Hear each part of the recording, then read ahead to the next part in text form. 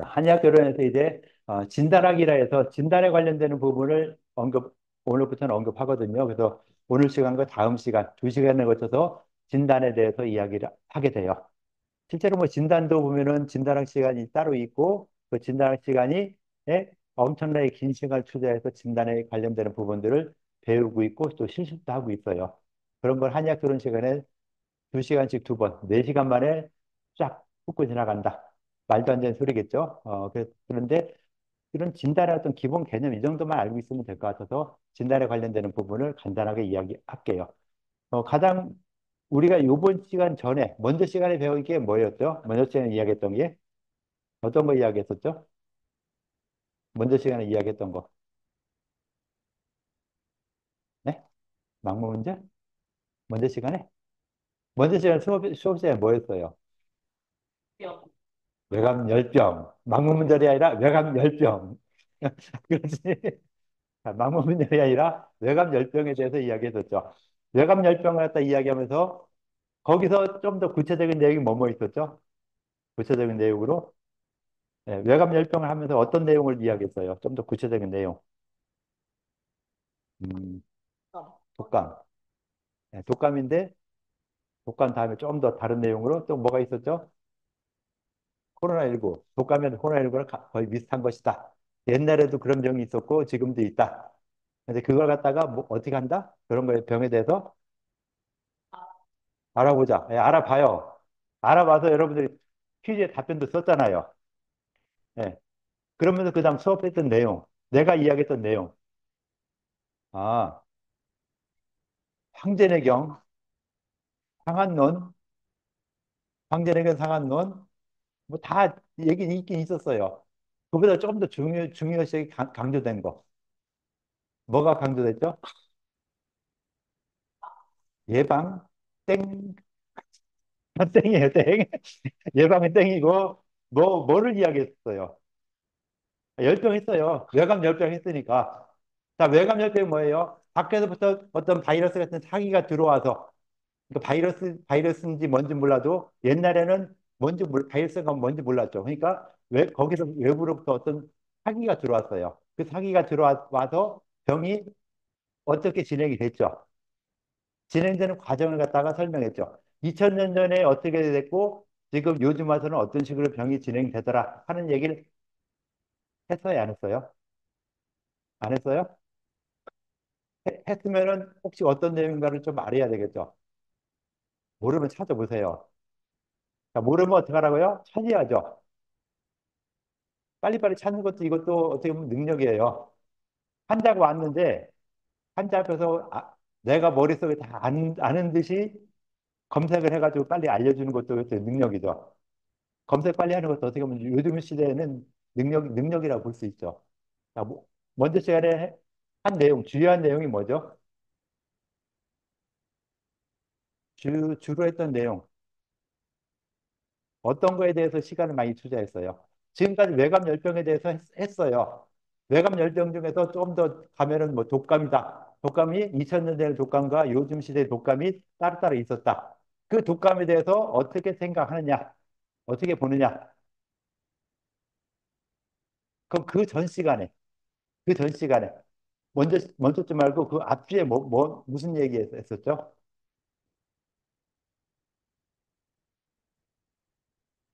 같이 연결되는 부분이 있어서 지금 이야기하는 거예요. 진단은 지금 시작이에요, 지금. 변증, 그렇지, 변증. 팔관변증, 변증에 대해서 이야기했잖아요. 그러면서 팔관변증의 기본적인 거, 음양표리, 한열, 허실. 따라해요, 모르면은. 자, 팔관변증 뭐라고요? 입에 익어야 돼요. 여기 다시 한번. 팔관변증 뭐라고요? 의 기본을 가지고서는 모든 병을 음양표리, 한열, 허실로 나눠서 분석을 해보는 거. 근데 이거 가지고 분석하니까 너무 기본적인 것이죠.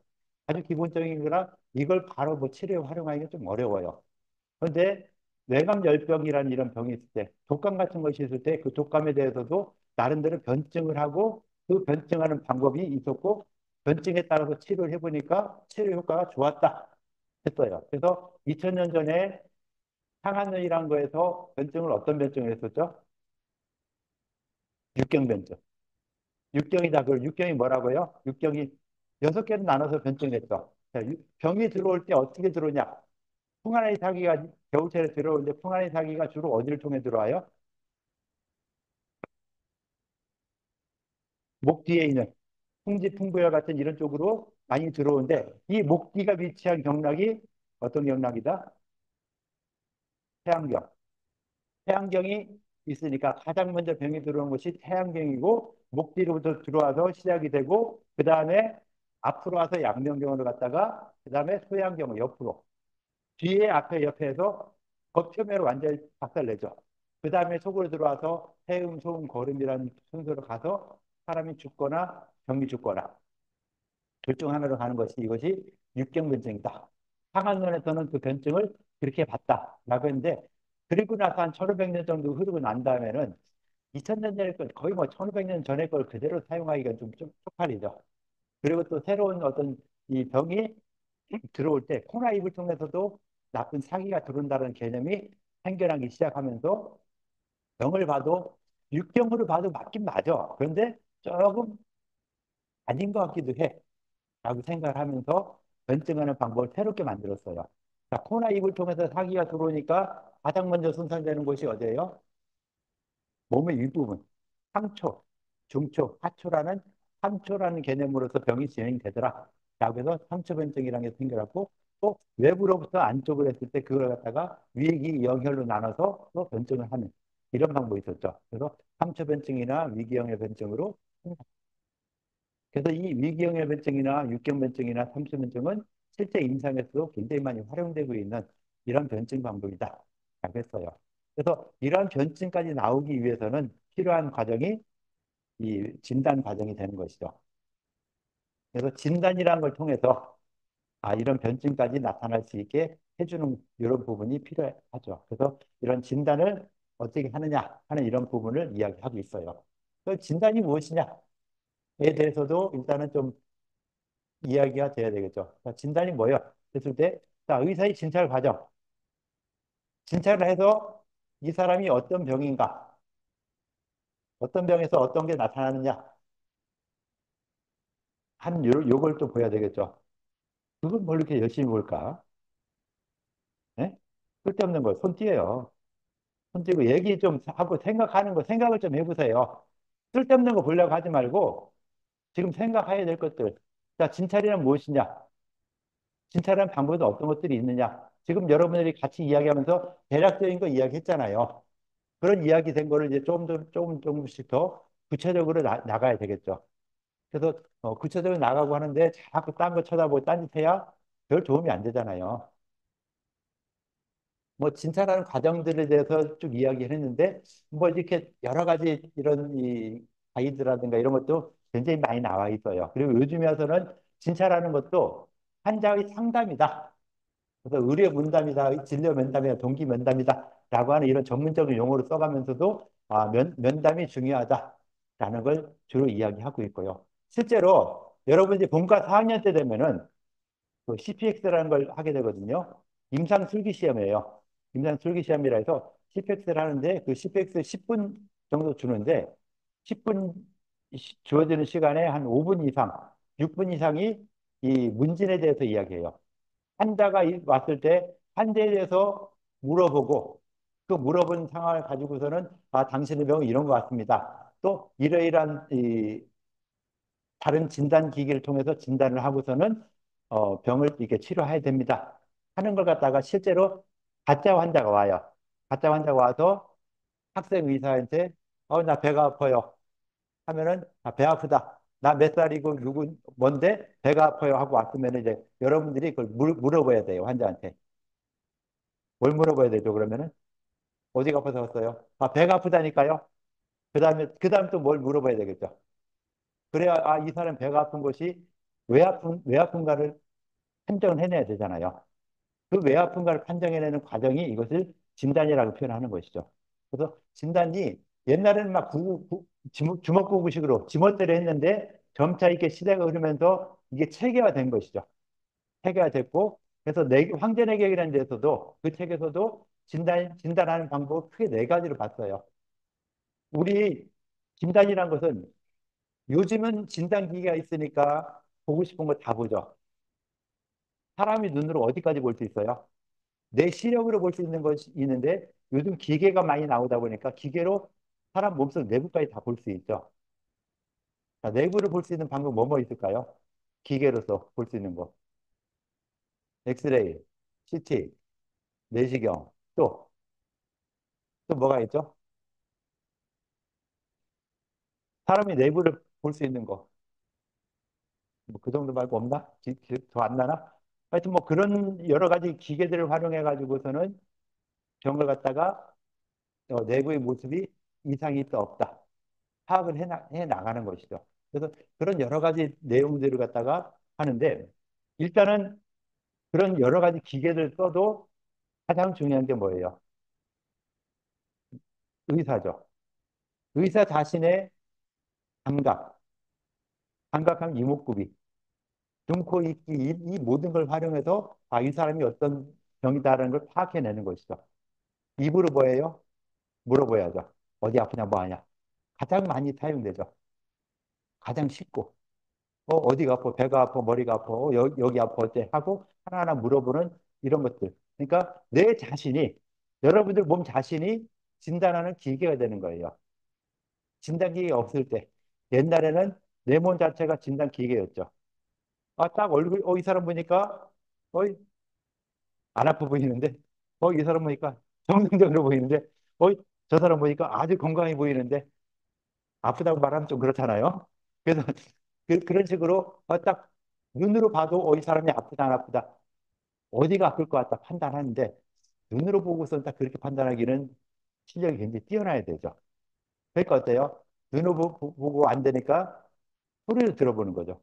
귀로 소리 들어보고 냄새를 맡아보고 하는 이런 과정들, 이런 것들 다 진단에 포함되는 거예요. 옛날에는 그런 과정들을 거치면서 눈으로 보고 귀로 듣고 입으로 물어보고 눌러보고 하는 이런 과정들을 거치면서 아, 이 사람이 어떤 병이 있었구나, 어떤 병이구나. 그 병을 갖다가 이제 변증을 어떻게 해야 되겠구나. 활강으로 하든 뭘로 하든 변증을 딱딱 해서 만들어내는 병이 어디다 하는 걸 만들어내는 이런 과정들이 이걸 진단이라고 표현하는 것이죠. 그래서 이런 진단에 대해서도 황제내경에서 벌써 이야기를 하고 있어요. 뭐라 했냐면 질병을 진단하는 방법으로서 망진, 문진, 문진, 절진을 포함하여 사진이라고 한다. 자, 읽어보세요, 이거. 크게 소리에서 읽으세요.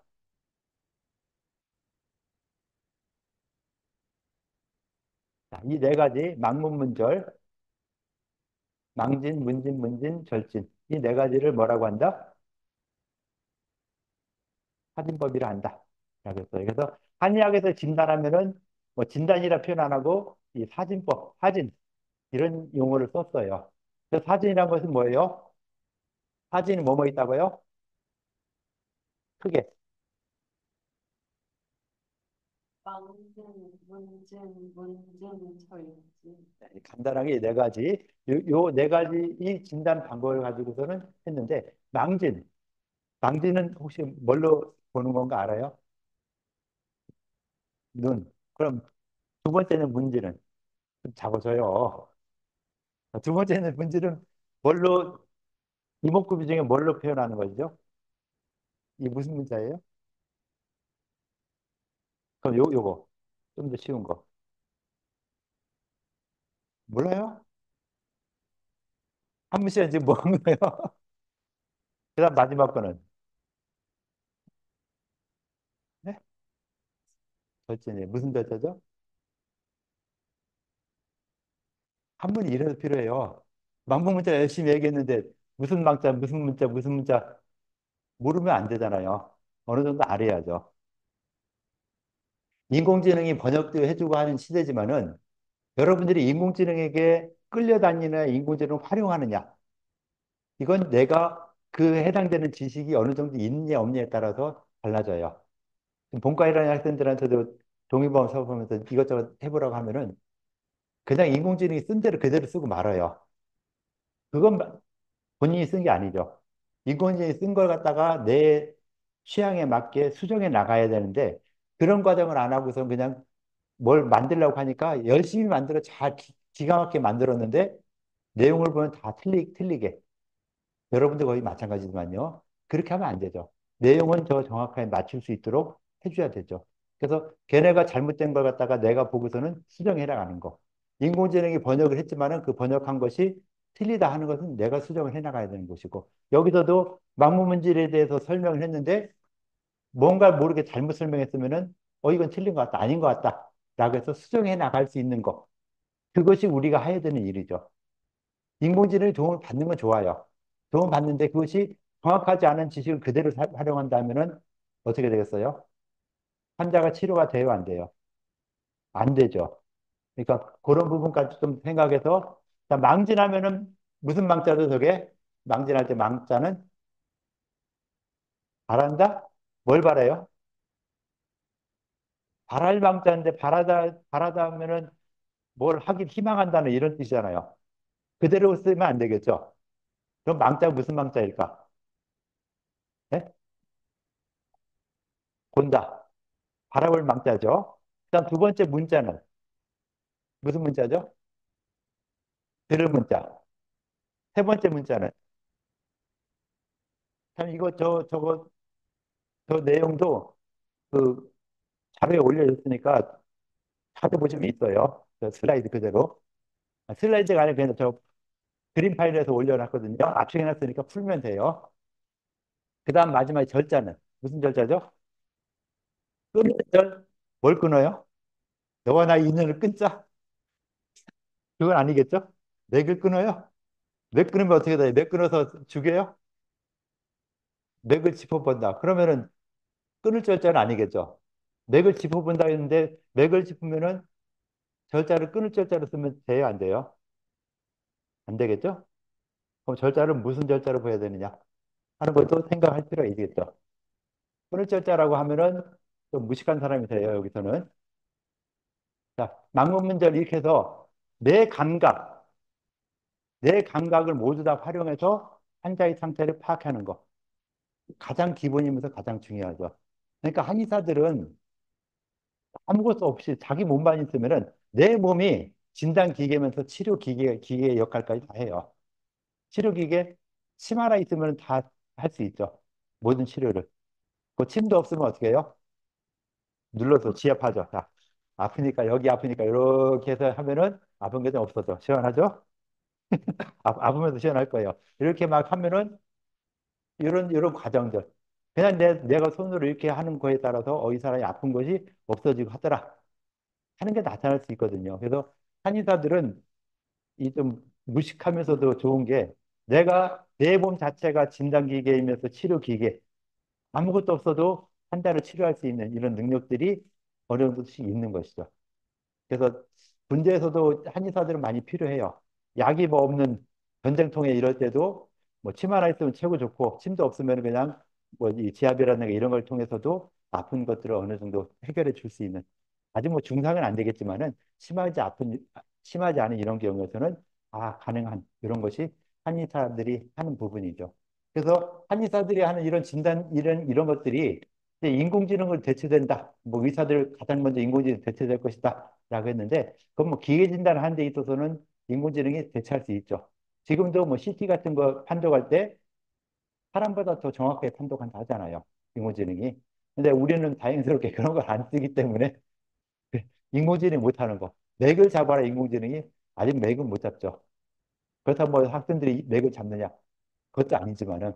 하여튼 이런 맥 같은 경우도 많이 잡고 할 필요가 있어요. 맥을 많이 잡아봐야, 맥이란 게 이런 거구나.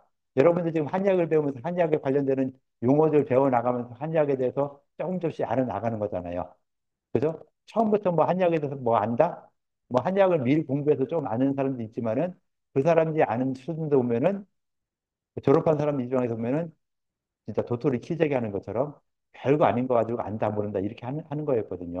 근데 이것이 이 시간이 지나면서 내 자신이 이런 진단이라든가 또 치료라든가 이런 걸 같이 할 수 있고 하다 보면은 어 이거는 사람이 인공지능이 대체할 수 없는 아주 중요한 이 무기가 되는 것이죠.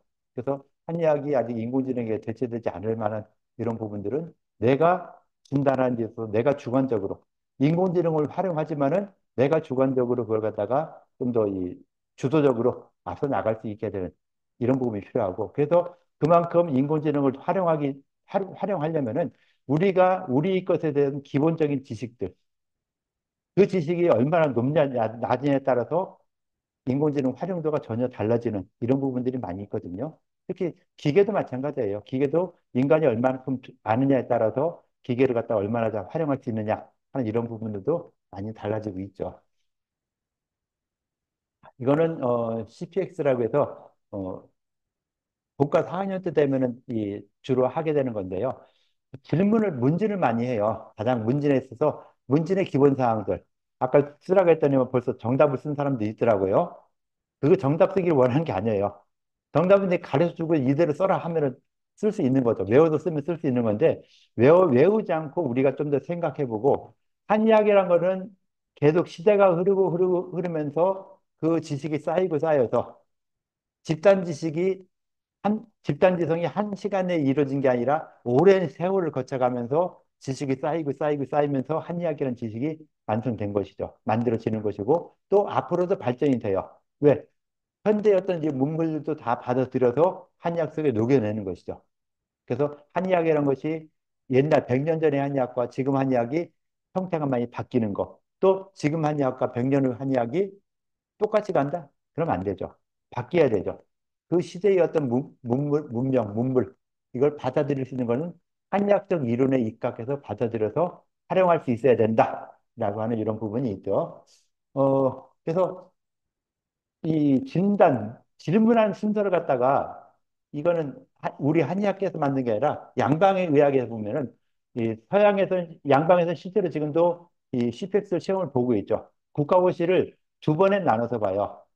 첫 번째 실기시험을 보는데 이 실기시험에서 가장 중요한 게 이거예요. CPX라고 표현해서 이 CPX에서 문진한 6분하고 그다음에 그에 따른 신체 검진 같은 거 이런 것도 3, 4분하고 환자 교육 1분 정도 해서 10분 내에 환자 말하면서 끝내서 거기서 그 환자 역할하는 배우들, 배우들이 점수를 줘요.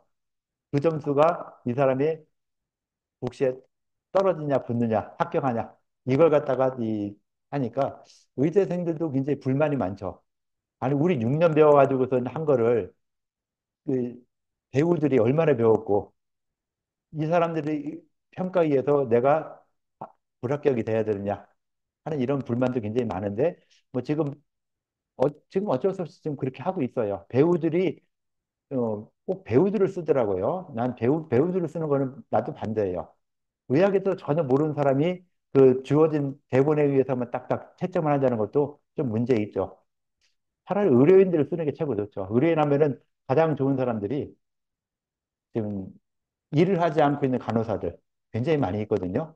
간호사를 보면 그래도 의료인으로서 할 건 다 하고 있으니까 웬만한 거 교육시키면 다 알고 하니까 그 사람들을 쓰는 것이 배우들 쓰는 것보다 내가 훨씬 좋다고 생각하는데 이렇게 안 하더라고요. 어찌됐건 뭐 이런 식으로 물어보는 거예요. 물어보면서 언제부터 아팠냐? 갑자기 아팠다, 서서히 아팠다. 자, 내가 배가 아파. 나 지금 갑자기 배가 아파요. 이쪽 배, 이쪽이 아파요. 했으면은 언제부터 아팠냐 일단 물어보겠죠. 자, 내가 환자인데 여러분 의사 입장에서 내가 배 아파서 왔어요. 그러면 뭐부터 물어볼까요? 지금 여러분들 생각에서. 자, 여러분 친구가 나 지금 배 아프다 했으면 뭘 물어볼까요, 여러분들은? 언제부터 또 뭐라고요? 어떻게 아프냐? 언제부터 아프냐? 어떻게 아프냐? 자, 언제부터 아프냐면은 한 달 됐다 하면 어떻게 이야기할까요? 한 달 됐다 하면은 무엇을 계기로 한 달 돼서 몰래 기억이 안 나요. 그럴 수 있죠? 자, 어떻게 아프냐면 배가 아픈데 뭐 어떻게 표현해야 되냐? 뭘로 쑤시는 듯이 아프다. 송곳으로 쑤시는 듯이 아프다. 이렇게 했을 때 그러면 또 쑤시는 듯이 아플 때 나타날 수 있는 증상들이 뭐뭐한가를 알고 있어야 되겠죠. 그러면 이러이러한 증상들이 아마 쑤시는 듯이 아프구나 하는 거 알고 또 언제부터 아팠다 했을 때도 아픈 지 뭐 1시간 됐다, 한 달 됐다. 이거에 따라서 증상 구분이 딱 되죠. 한 달 이상 됐다 하면은 이거는 만성화된 거잖아요. 만성보통이고 갑자기 아프다면 급성보통이니까 뭐 잘못 먹었구나. 식중독이다 뭐다 이런 식으로 예측할 수 있죠. 그래서 묻는 거에 따라서 그 증상이 어떤 것들이 있느냐 하는 것들을 갖다 하나하나 파악해내는 거. 이것도 굉장히 중요하죠. 그래서 이런 질문을 했을 때 왜 이런 질문을 하냐? 언제부터 아팠냐? 이거는 급성이냐 만성이냐를 갖다 판단하는 가장 기본적인 상황이 되죠. 그래서 이런 질문을 했을 때 왜 그런 질문을 하게 되느냐 하는 거 왜? 가장 중요해요. 왜 이 질문을 할까? 배가 아픈데, 요 명치 부분이 아파요. 아랫배가 아파요. 이거에 따라서도 어느 부위가 아프냐에 따라서도 병이 어디 있다는 걸 파악할 수 있겠죠. 자, 명치 부위가 아프다면은 혹시 뭐일까요? 아픈 이유가 배가 좀 안 좋다, 속이 불편하다, 명치 부위가 불편하다 하는 거랑 아랫배가 불편하다 하는 거랑은 병이 다른 거겠죠. 그래서 부위를 보서 이걸로 뭐를 찾아낼까? 아, 병이 명치 쪽이 아프다면은 대부분 병이 이쪽 명치 주위에 있겠구나. 그럼 뭐 소화가 안 되는 것도 있을 수 있겠구나. 아니면 심장에 문제가 있겠구나 하는 걸 갖다 파악을 해내는 것이죠. 그래서 위치에 따라서도 병이 어디 있나를 갖다 파악하는 거. 그다음에 언제 뭐 좋아하는 거, 싫어하는 거, 악화되는 거, 완화되는 거, 언제 더 편안하고 언제 더 악화되냐. 이거에 따라서 이 병의 특징은 이런 거다. 그러니까 이 허증 실증 나눌 때, 배가 아프다 할 때, 허증 실증 나눌 때 배를 눌러서 편안하면요. 이건 허증으로 봐요. 주로 한의학에서는. 근데 배를 눌렀는데도 어우 더 불편해. 막 그러면은 이건 실증으로 보거든요. 그래서 허치를 갖다 그렇게도 나누기도 해요. 그래서 그런 의사의 어떤 행동들, 이런 행동이 나름대로 의미가 있어야 되는 것이죠. 자, 내가 그냥 이 환자 한번 만져보고 싶어서 이렇게 자꾸 만져본다? 이거는 잘못하면 뭐 성희롱이 될 수도 있죠. 그런데 이렇게 만져보는 것도 이유가 있으니까 만져보고 이렇게 이렇다 뭐 하다는 걸 갖다 이게 확인하는 것이죠. 그래서 이렇게 만져봤을 때 어디에 무슨 부분에 이상이 있구나 없구나 하는 걸 파악해내는 이런 과정들이 다 필요해서 하는 거여서 어떤 것이 됐든 질문하면은 그 질문하는 이유가 무엇인가? 왜 이런 질문을 하게 되느냐 하는 걸 꼭 알아야 돼요. 지금 시간에 그 얘기는 안 하겠지만은 나중에 진단을 시험 가서 배울 때도 그런 부분까지 꼭 생각하면서 배우시고요. 그래서 이런 CPX 하는 요걸 갖다가 미리 좀 공부를 해두시면은 이거에 대한 정답을 하라는 게 아니에요. 여기 시험 붙기 위해서 하라는 게 아니라 이런 걸 물을 때, 언제부터 아팠냐? 이거는 갖다가 묻는 이유가 무엇이다.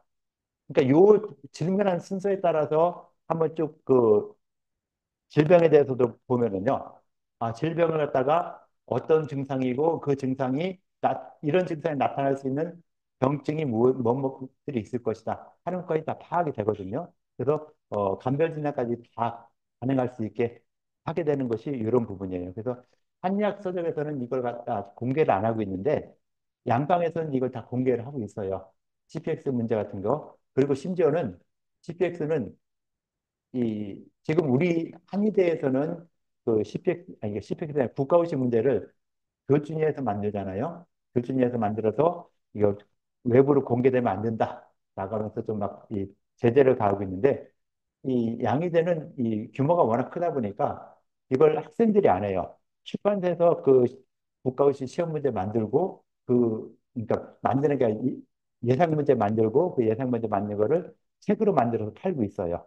그래서 국가고시 공부도 그 양의대 학생들은 그 책을 사서 그 국시 준비하는 책을 출판사에서 출판사도 뭐 그냥 자기들끼리 만든 게 아니라 전문가들 불러다가 책을 만들었겠죠. 그래서 그 책을 팔고 하는데 여러 개의 출판사가 여러 가지 이런 국시 예상 문제를 만들고 있으니까 그런 걸 갖다 활용을 많이 하는데 일단 외형적으로 봤을 때 그런 걸 활용하는 것도 많은 도움이 될 수 있는 이런 부분들이 있다라고 볼 수 있을 것 같아요. 그래서 이런 식으로 병력 청취하는 거 굉장히 중요한 이런 부분이 되고 왜 이렇게 이런 이 병력 청취를 하냐 또는 진단하냐 했을 때 그 왜란 이유가 굉장히 중요하다라고 볼 수 있을 것 같아요. 그래서 이렇게 보고요. 그다음에 아까 혀를 보라 했잖아요.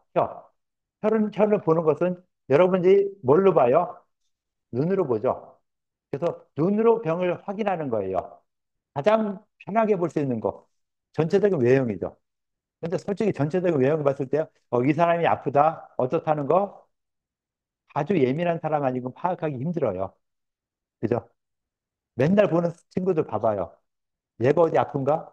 잘 몰라요. 아주 막 병색이 심할 때는 어디 아픈가 보다 하겠지만은 그렇지 않은 경우는 잘 모르기 때문에 옛날에는 이게 그걸 갖다 막 확인하고 실제로 보고서는 이 사람 어디가 아플 것 같은데 뭐 이렇게도 파악하고 있던 사람들이 많이 있었다고 그래요. 그래서 그 진짜 신화 같은 이런 이야기들을 많이 하죠. 그런 얘기들도 실제로 있었고 하는데 요즘 와서는 그렇게 딱 보고서 어디에 아프다 하는 걸 파악한다는 거는 거의 없다고 보고 혹시라도 좀 약간 유사하게 흉내낼 수 있는 사람들이 어떤 사람들이겠어요? 사람들 열심히 쳐다보는 사람들, 관상가들. 관상하면서 얼굴 딱 쳐다보면서 뭐 운명이 어떻다 뭐 하는 이런 것처럼 관상을 보는 사람들이 이런 걸 좀 볼 수 있겠죠. 근데 그 사람들은 보는 것이 어디냐면은 운명과 연관지어서 이 관상을 보는 것이죠. 한의학에서는 관상을 보는데 운명을 보는 게 아니라 질병을 보는 것이죠. 그래서 어느 부위에 문제가 있다면 어디에 문제가 있는 것이구나 하는 걸 판단했어요. 이 코끝에 문제 있으면은 비장의 문제이겠구나.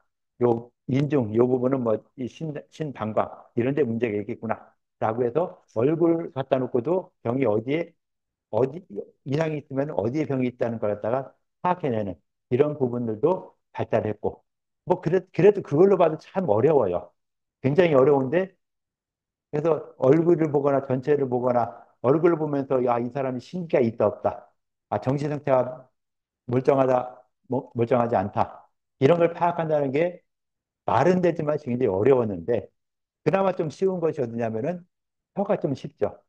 혀를 보면은 금방 아까 그 문서에도 보면은 혀의 상태가 다 다르죠. 사람마다 다 다르잖아요. 그걸 가지고 쉽게 표현할 때 팔강이란 걸 가지고 혀를 판단할 수 있겠죠.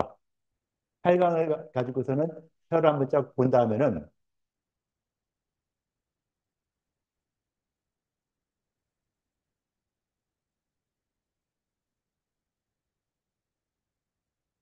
자, 요 사람 혀하고 요 사람 혀가 어때요?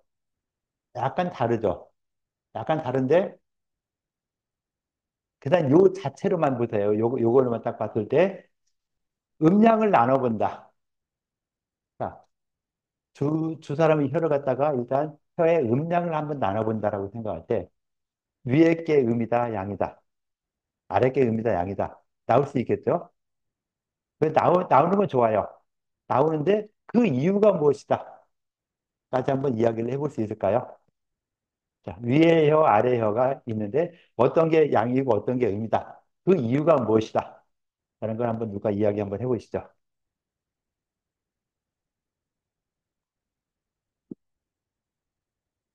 저는 위에 혀가 양이고 밑에 혀가 음양이고 예, 이유. 마이크 대고 하세요. 예? 혀에서 음량 아래는 쪽 음량만 이야기하시면 돼요. 예. 양 드러나는 쪽이니까 좀 양의 윗면이 드러나는 쪽이니까 양에 가깝다고 생각을 했고 음은 상대적으로 잘 안 보이고 위쪽에 있으니까 음이라고 생각했어요. 잘 드러나니까 양이다. 그래서 위에 게 양이에요, 아래 게 양이에요. 이렇게 양 아래게 아, 좀 사진 예, 사진에서. 이 사진에서 어떤 혀가 음적이고 어떤 혀가 양적이다. 사진에서 보면 되죠. 이걸 보고서는 그 이유가 무엇이다. 그냥 생각나는 대로 하면 돼요. 정답 없어요. 정답 없고 음양에 대한 개념이 내가 확실한 거 아닌가 이걸 볼 수 있는 거죠. 여기에 대해서 이렇게 설명한다 하면은 이 사람은 음양에 대해서 어느 정도 알고 있구나. 음양을 이렇게 표현할 수 있구나 하는 이런 걸 볼 수 있는 거죠. 그리고 실제로 혀의 상태를 보고서는 음양이 판단되면 뭐가 판단이 돼요? 나머지 변증들, 음양, 표리, 한열, 허실이 다 판단이 되겠죠. 그러면 이 혀를 봤을 때 이 혀는 양이라면은 양적인 증상들이 쫙 나타날 수 있겠구나. 음적인 증상은 거의 없을 수 있구나 하는 게 유추가 되죠. 그래서 혀만 보고도 이 사람이 어떻구나라는 걸 판단할 수 있는 기본적인 근거가 되는 것이죠. 한번 이야기 다시 한번 해보세요. 뒤에 사진은 일단 상대적으로 색을 먼저 비교하면 뒤에 사진은 색깔이 진한 분홍색이고 아래 사진은 살짝 핑크 색깔이고 연한 분홍색이라서 좀 위에 게 조금 더 따뜻한 느낌에 가까운 양이라고 생각하고 밑에 사진을 상대적으로 은에 가깝다고 생각합니다. 예. 색깔로 보니까 좀 더 붉은색이 좀 더 돋으니까 양적이다. 아래는 좀 더 약간 더 하얀 이런 쪽이 되니까 음적이다라고 판단한다. 여기에 대해서 뭐 다른 의견 있나요? 반대 의견 같은 거, 다른 의견 많은 것 같아요. 이유를 다른 이유를 한번 설명해 보세요. 꼭 그 이유 말고 다른 이유도 있겠죠? 네. 비슷한 의견이긴 한데 네. 색깔을 혈액순환의 관점에서 보면 색이 더 짙다는 것은 혈액순환이 더 빠르고 잘 된다라고 생각을 해서 그 표면의 혈관도 넓고 그런 거라고 생각을 해서 그런 분홍색이 혈액순환이 빠르고 더 동적이기 때문에 양에 가깝고 아래가 음이라고 생각합니다. 예. 그러니까 혈관의 어떤 이 분포라든가 이런 거에 의한 영향으로서 좀 더 붉은색이 나타날 것이다. 그래서 붉으니까 더 양적인 부분이 될 것이다. 라고 판단하는 것이죠. 그래서 그 사람 혀가 뭐 이렇게 급하게 변하진 않죠. 여러분들 매일 한번 혀를 한번 살펴보세요. 화장실 거울에서 한번 계속 혀를 한번 보시면서 보면은 내 혀 상태가 어떻구나 하는 거. 이건 내가 쓴 문장과 똑같은 거 그대로 썼네요. 이 친구는 그거 그대로 복사한 건가? 혀 모양도 거의 비슷하고. 혀가 요 끝에 경계면을 보면은요. 여긴 경계면이 안 나왔는데, 경계면이 비교적 깨끗하죠. 깔끔하죠. 근데 여기서는 보면은 약간 이렇게 오돌도돌한 이런 것이 나타나죠. 그것도 굉장히 진단에 대해서 굉장히 중요하거든요. 특히 이빨 자국이 나는 경우도 있어요. 혀 끝에, 혀 경계면에 여기에 이빨 자국이 나기도 하거든요. 그건 나도 모르게 긴장했기 때문에 그렇죠. 긴장하니까 이 혀를 갖다 이에 딱 붙여가지고 이에 이 혀에 이빨 자국이 남게 되는 이런 부분이 있으니까 이 사람은 그것만 봐도 많이 긴장했구나. 뭔가 참 불안하구나. 하는 걸 파악할 수 있는 것처럼 이런 혀를 봐서도 파악하는데 이런 혀의 색깔, 그다음에 뭐 아직은 여러분들이 시험 기회에 좀 들려서 그런가 시험이 막 되고 하면은 이 혀의 색깔도 봐도 막 노랗게 황태가 끼기도 해요.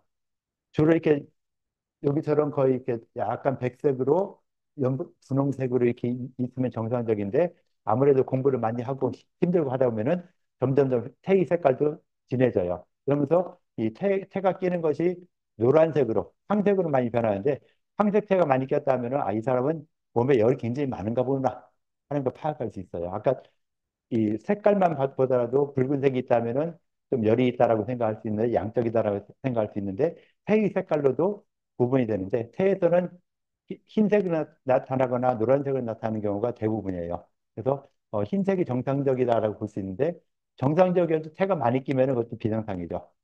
그런데 이런 태의 상태, 혀의 상태, 혀의 색깔 이런 걸 쉽게 볼 수 있으니까 이런 쉽게 보는 걸로 인해서 이런 걸 쉽게 보고서는 본 내용을 가지고 어떤 병이 있구나 하는 걸 갖다가 파악해낼 수 있는 이런 부분. 그래서 그것도 다 팔관변증에 포함시켜서 팔관 가지고서는 쭉 이야기하면은 다 해결이 되는 것이죠.